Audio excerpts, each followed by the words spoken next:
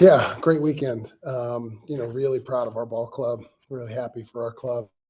I told our guys afterwards, I thought other than like a 4-out stretch yesterday, I thought we threw the ball really well all weekend. So I was really pleased with our staff. Blake Morningstar was fantastic today. Didn't have as good breaking ball, but threw more changeups than he normally throws, moved his fastball around to both sides of the plate. I think, knock on wood, I think Blake's turned into a guy. And really exciting to see. Got 3 good starts. That always sets you up and, saves your bullets. But Notre Dame came in here playing really good baseball, and they've got a good club. So this is a, great way for us to start the conference play. Offensively, Scanny got us going with the home run. Ethan Conrad and Kade Lewis had great days for us. For us to score 11 and Merrick and Jack Winay go over, that's not going to happen very often. So give credit to the other guys in our lineup who stepped up. So really happy to see Griffin Green throw the ball so well, and then Joe Ariola right behind him. I was hoping to get Matt Bedford in there for the 9th inning, so I kind of actually wanted to go back out there for the top of the 9th. But we'll see Matt on Tuesday against Coastal. So really great weekend and a great win. Really proud of our guys and really happy for them. Do you feel like kind of settled on the leadoff hitter, or is that still something you're going to rotate around based on who's hot? I think it'll still rotate some, but again, Matt had showed good at bats all weekend. I was really happy with the way that looked. He'll certainly be in there hitting leadoff on Tuesday. The thing about Scanny is he handles left-handed pitching just as well as he handles right-handed pitching, so I don't worry about not having him in there against lefties. Which is important. And, Merrick just feels so much more comfortable in the 2-hole. So I'd love to keep Merrick there. And again, if you bat somebody else first, it just gives your lineup a little more length too. I think for the short term, yeah, Scanny will be there. Well, I guess expectation-wise, you figured this would be a dogfight down to the final inning probably. How satisfied are you to walk out as the only ACC team this weekend, still unscathed, get the sweep? Yeah, look, we've talked about this many times. I mean, our road schedule in the league this year is tough. I mean, we've got at Carolina, at Stanford. Stanford looks like they're going to win 2 out of 3 at Carolina, so they're obviously a really good club. At Clemson, at Florida State, at Louisville. I mean, those are 15 games that are tough, and they're tough places to win. So, when you have that tough of a road schedule, you gotta hold serve at home. So we certainly needed to win this series, and to get the 3rd game is kind of icing on the cake. You've talked about how 2 through 6 you can do damage, but Javar did really well in the 7-hole today. What do you see at Yeah, really happy for Javar. Again, he didn't even take BP yesterday. He was still banged up. He would have been in there on Friday night if he were healthy. But I was glad to see him in the lineup today and play well. And those 2 big 2-out RBIs to spread the game out a little bit, take it from 7-1 to 9-1 was huge. I think we had 6 or 7 2-out RBIs today. So again, that's that speaks to our team's toughness, and Javar had a good day. It made a great defensive play to start off the game. First batter of the game. I mean, that changes an outing there too. Tom, one of the things that's impressed me early on with your team is the different ways you can beat teams. You've got a lot of speed. You take the extra base often. You can still hit for power, especially in this ballpark. And then on the mound, you've got a lot of parts and pieces that different people do different things. How good is it to work with that many different tools at your disposal? Well, it's awesome. Again, sometimes the only hard thing is you don't. There's guys that, like guy like Luke Costello. I mean, I want to get him in there. I think he can really help this club. And, I'm just right now struggling to find opportunities for him. But, those are good problems to have, certainly. But, yeah, I love, our speed showed up today. Matt Scannell went 1st to 3rd on a pass ball. Ethan Conrad scored from first on a double down the left field line when he's running on the pitch. So, yeah, we had several plays today where our legs showed up. The journey to replace what you expected out of Will Ray.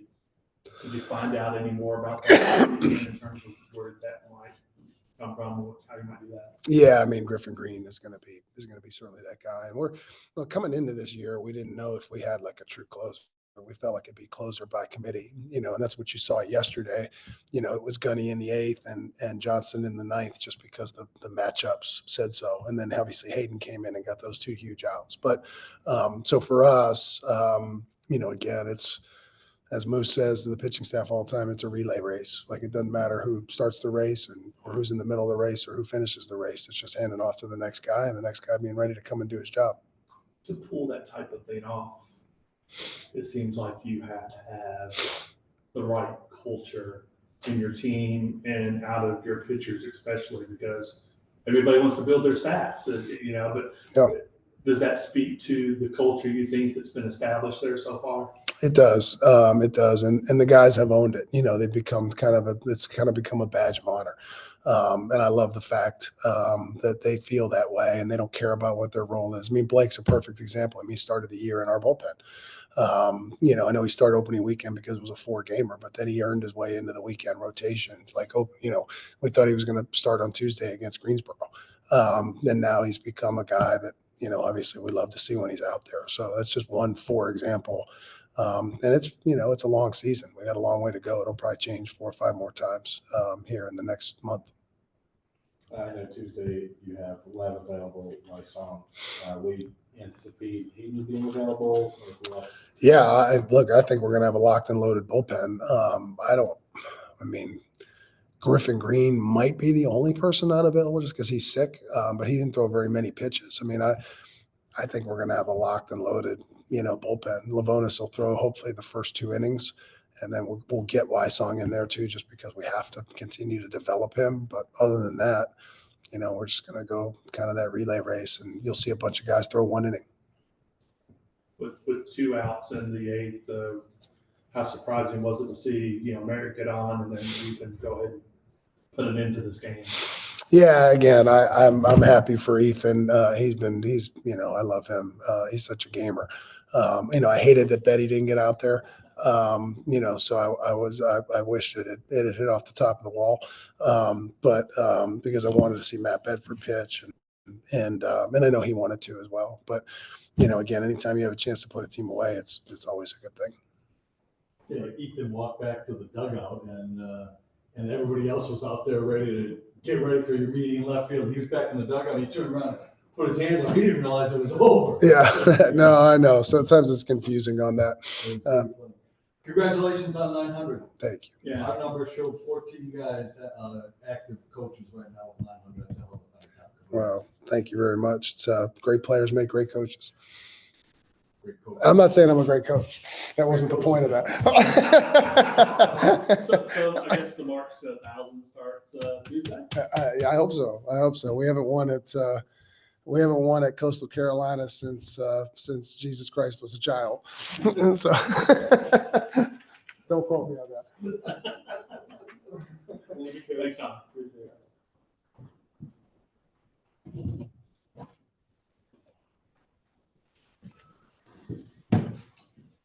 Good job over there. Kind of forgot about that. Yeah, I had a quick lapse.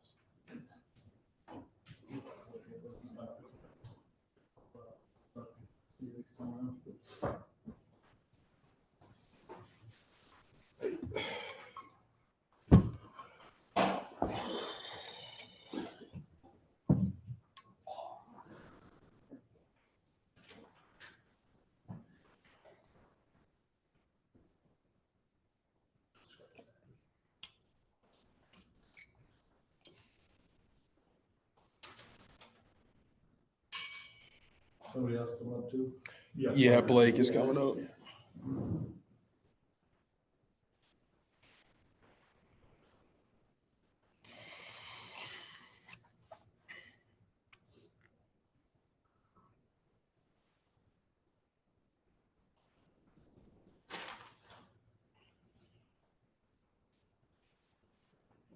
How do you like the agent? It's all right. I've gotten used to it. At first, I was like, especially when it's cold, I had to figure out how to stay warm. But as it warms up, it's a little easier. And in these kind of ball games where we're hitting a lot, you're not in between at bats as long. But some of those games where you're waiting a while, it can get a little, you lose your mental side of it. So you kind of just gotta find ways to stay locked in with it. Had you done much in the past? Maybe a total of like 5 or 6 games last year. I mean, I started the year DHing a little bit, but then I moved to first pretty early on. So, I mean, Favorite position of the multiple positions you play? I think third or first probably just you're in more of the action, Okay. being in more of the plays. Um, but I like third too. I think this year is kind of when I've started to enjoy it a little bit. I kind of dreaded playing because I just throwing was never my thing.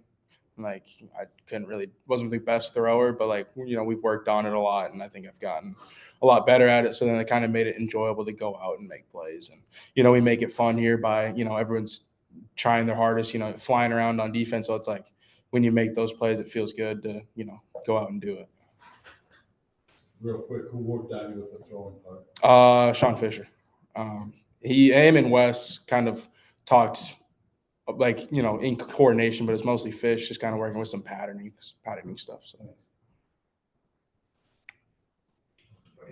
I didn't know it. I think it's 7 straight. I think 10 of the last 11 that you've gotten organized. What do you see when runners are on base? Do you have any focus in terms of being able to knock them in? I think with runners on base, kind of just trying to be simple, simplifying it, especially like it was Friday night, runner on third with one or nobody out. It's just easy. Put the ball in the air, keep it off the ground, keep out of the double play, get a run in. When it's runner on first, you're trying to drive a gap. I think just simplifying it instead of trying to overdo it and, maybe try to hit a home run with runners in scoring position and just get the job done. And I know this is also your first ACC series. What is it like to be able to sweep it? I think we said first time since 2012, and Wake Forest has gone off to a 3-0 start in conference play. What is it like for momentum going on into the rest of the season? I think it's big. I think going back to maybe last year where they talk about how maybe the difference of hosting a regional and being a 2 seed was a single ACC win or ACC win there, here and there. So I think getting the sweep is always big, especially at home. How happy are you with not only getting the sweep, but like getting the 2 run rule games and just kind of showing that this is a pretty good team you got? Yeah, I think it's pretty. Word. I think I like it. I mean, it's good. We show that we can hit. Kind of show some people that might have had some doubters about our transfers being able to compete in ACC play. But also like our pitching staff was amazing. I think like Walt said in the post game, we only had like a inning stretch where we had kind of struggled. Other than that, we were lights out. The off season, I know, consisted of not only a ton of practices, but then early on, a lot of team building activities and trying to instill the culture. Now that you've been kind of tested for 18 games, how has that culture kind of stood so far, and how difficult is it to blend a team of upperclassmen returners, some talented freshmen, and then the transfers all kind of melding together? Yeah, I think it kind of goes to our leaders like Will Ray, Merrick, and Jack, kind of being accepting of everybody to start, especially like us transfers. They're coming back. They're in their 3rd, 4th year. They've seen a lot of people come through, and it's almost like they don't even know. Like half the team is new, so they had to be adaptable to who's coming in and just being accepting of everybody, and also kind of teaching the ways of Wake Forest in the program. So, yeah, I think those guys really helped with that.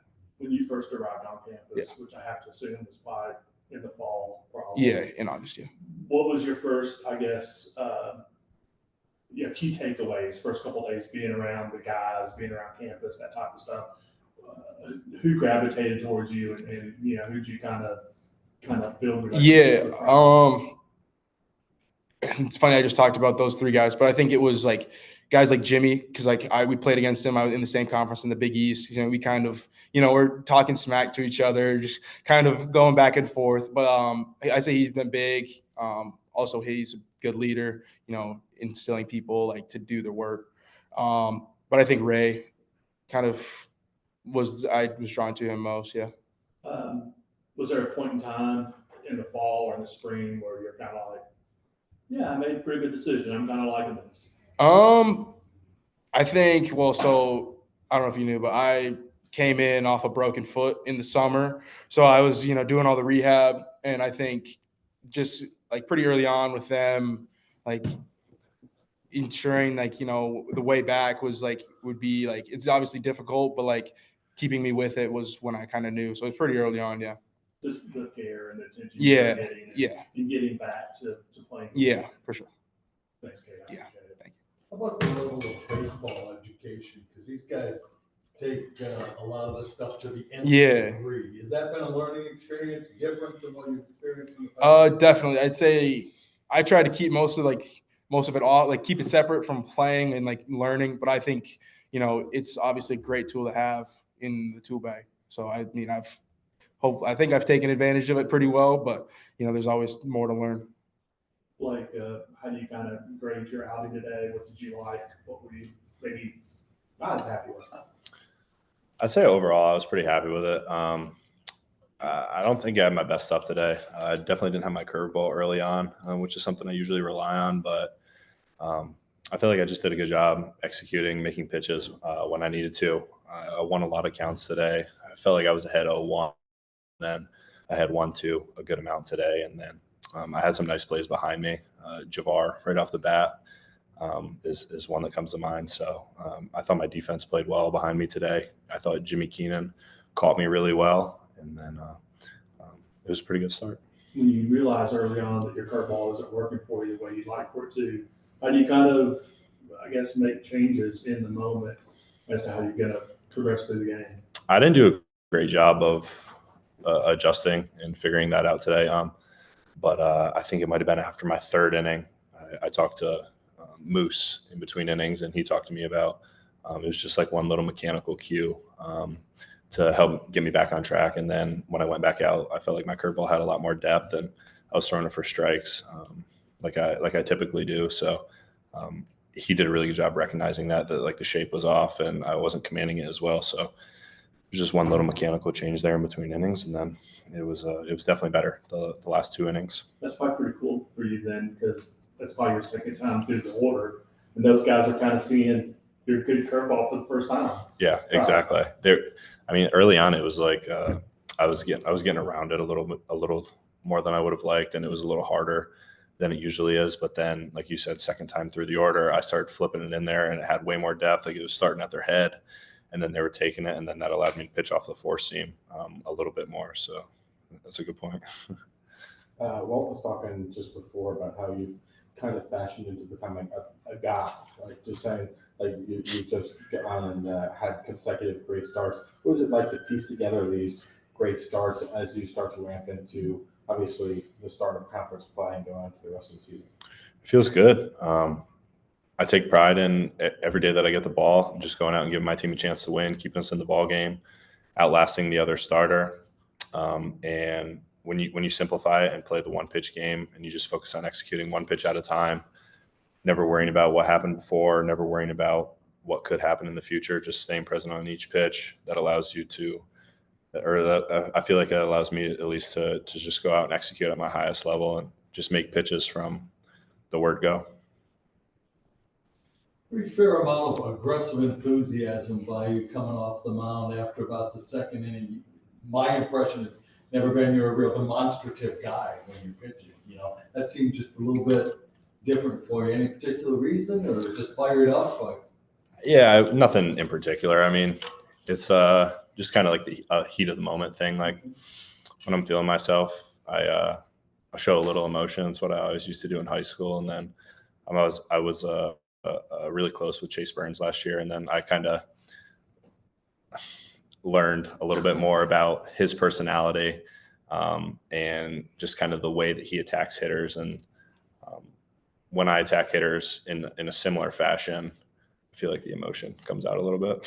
Did you happen to see his first inning when he struck out the side? I didn't watch it, but I heard all about it. And so he was like sitting 100 and throwing insane sliders. Like he's a freak of all freaks. Like he has elite big league stuff compared to even the best big leaguers. So he's a special talent. But he was pretty quiet with the same amount of enthusiasm that he showed here. He was Exactly. It was the other one. I saw that. I think I saw like on the Reds Instagram page.